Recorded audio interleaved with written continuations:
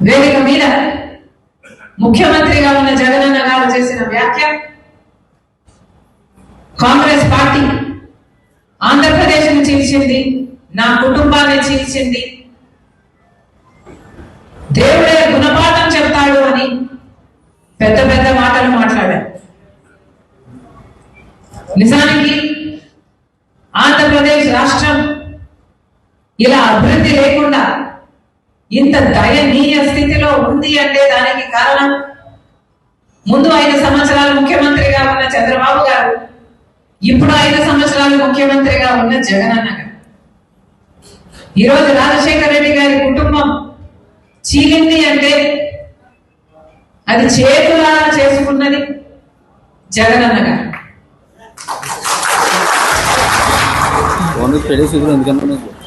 దీనికి సాక్ష్యం దీనికి సాక్ష్యం నా తల్లి విజయమ్మ రాజశేఖర రెడ్డి గారి భార్య. దీనికి సాక్ష్యం నా యావత్ కుటుంబం.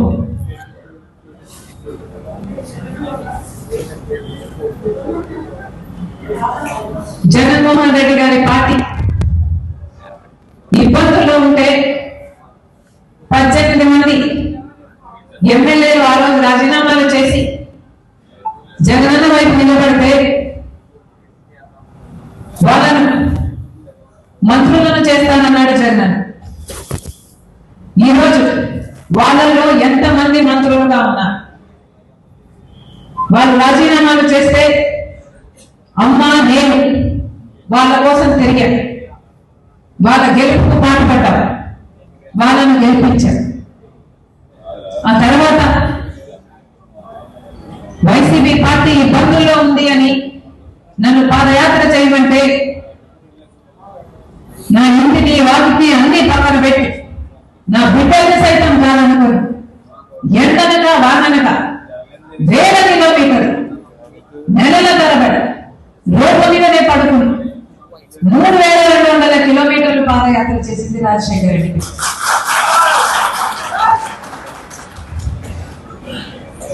ఆ తర్వాత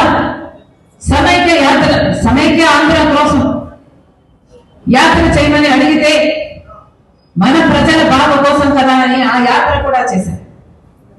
తెలంగాణలో ఓదార్పు యాత్ర రాజశేఖర రెడ్డి గారు చనిపోయిన కుటుంబాలు పరామర్శించడం అది కూడా చేశారు. ఎప్పుడు అవసరం వస్తే అప్పుడు వారికి అండగా నిలబడ్డారు. ఏమి కావాలని అడిగితే మాట మాట్లాడకుండా, ఎందుకు అని అడగకుండా, స్వలాభం చూసుకోకుండా, నాకేమిటి అని ఆలోచించకుండా నిస్వార్థంగా మీకోసం ఏది అడిగితే అది చేశారు. ఆఖరికి మొన్న ఎన్నికలు బాయ్ బాయ్ బాబు అనే క్యాంపెయిన్ అసలు అది దేశంలోనే మోస్ట్ సక్సెస్ఫుల్ క్యాంపెయిన్ ఆ ఎలక్షన్. మీ గెలుపు కోసం ఊరూరు తిరిగారు, క్యాంపెయిన్ చేసి గెలిపించారు. జగన్మోహన్ రెడ్డి గారు ముఖ్యమంత్రి అయ్యారు. ముఖ్యమంత్రి అయిన రోజు నుంచి జగన్మోహన్ రెడ్డి గారు వేరే మనిషే మారిపోయారు. అయినా సరే నాకు వ్యక్తిగతంగా అన్యాయం చేసినా కూడా పర్వాలేదు, తాను మంచి ముఖ్యమంత్రి అయితే చాలు, రాజశేఖర రెడ్డి గారి పేరు నిలబెడితే చాలు, రాజశేఖర రెడ్డి గారి ఆశయాలను నిలబెడితే చాలు, ఆయన జోలికి వెళ్ళకూడదు అని, ఆయన నిజంగానే ప్రజలకు మేలు చేస్తాడు అని ఆశించాం. కానీ ఇప్పటికీ దాదాపు 5 సంవత్సరాలు చూశాం. ఈ 5 సంవత్సరాలలో జగన్మోహన్ రెడ్డి గారు, ఆయన పార్టీ, గెలిచిన ఎమ్మెల్యేలు, గెలిచిన ఎంపీలు మొత్తం అందరూ బీజేపీకి పార్టీకి బానిసలుగా మారారు. బీజేపీ పార్టీకి ఒక్క ఎమ్మెల్యే గెలవలేదు, ఒక్క ఎంపీ కూడా గెలవలేదు. అయినా కూడా ఈరోజు రాజ్యం ఏలుతున్నది మన రాష్ట్రంలో ఏ పార్టీ అని చూస్తే అది బీజేపీ పార్టీ. కారణం జగన్మోహన్ రెడ్డి గారు మొత్తం తన పార్టీనే కాదు, రాష్ట్రాన్ని బీజేపీ పార్టీకి బానిసలుగా చేశారు. కాంగ్రెస్ పార్టీ 5 సంవత్సరాలు స్పెషల్ స్టేటస్ అంటే చంద్రబాబు గారు లేదు 10 సంవత్సరాలు కావాలి అన్న. ఆ బీజేపీ పార్టీ లేదు 10 సంవత్సరాలు ఇస్తాను అన్న. బీజేపీ పార్టీ ఇదే విధానంతో ఎలక్షన్ లో కూడా వెళ్ళదు.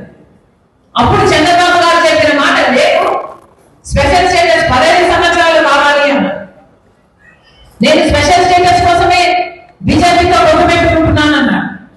పొత్తు పెట్టుకున్నాడు, గెలిచాడు, ముఖ్యమంత్రి అయ్యాడు చంద్రబాబు గారు. ఆఖరికి వాళ్ళు మంత్రి పదవులు ఇస్తే వాళ్ళ కేబినెట్ లో మంత్రులు కూడా అయ్యారు.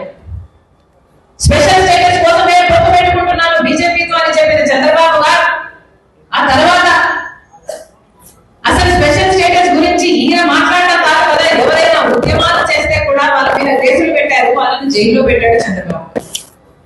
ఆ సమయంలో జగనన్న గారు ప్రతిపక్ష నాయకుడిగా ఉన్నాడు. ప్రతిరోజు స్పెషల్ స్టేటస్ కోసం ఉద్యమించారు. ప్రతిరోజు స్పెషల్ స్టేటస్ ఏమైంది అని చంద్రబాబు గారిని నిలదీశారు. ఎన్నో నిరాహార దీక్షలు కూడా చేశారు. ఆ రోజు జగనన్న చెప్పిన మాట ముక్కుమ్మడిగా రాజీనామాలు చేద్దాం, ఎంపీలందరూ రాజీనామాలు చేద్దాం, స్పెషల్ స్టేటస్ ఎందుకు రాదో చూద్దాం, బీజేపీ ప్రభుత్వం స్పెషల్ స్టేటస్ ఎందుకు ఇవ్వాలో చూద్దాం అని టీడీపీకి సవాలు విసిరారు.